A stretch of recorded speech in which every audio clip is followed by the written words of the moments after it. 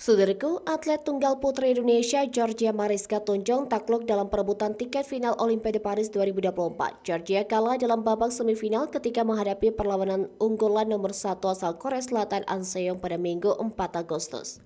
Bermain di Porta de la Capella Paris, Georgia kalah lewat drama rubber game dengan skor akhir 21-11, 13-21, dan 16-21. Atlet berusia 24 tahun itu pun mengklaim jika dirinya sudah berusaha semaksimal mungkin untuk mengalahkan atlet nomor 1 dunia tersebut.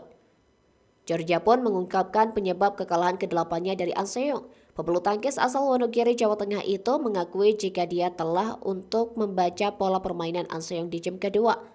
Alhasil dia pun terbawa dalam pola permainan An Seong dan gagal keluar dari tekanan.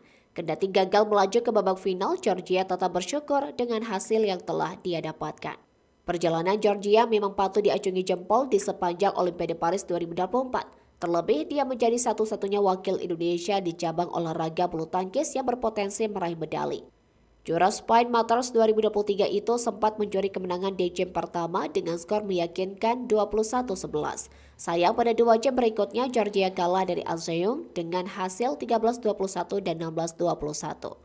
Dengan kekalahan yang ditelan Georgia Mariska Tunjung, maka dipastikan kontingen bulu tangkis Indonesia tidak mendapatkan medali emas pada Olimpiade Paris 2024. Namun demikian, Georgia berhasil meraih medali perunggu karena di laga semifinal lainnya, atlet asal Spanyol, Carolina Marin mengalami cedera dan memutuskan retire.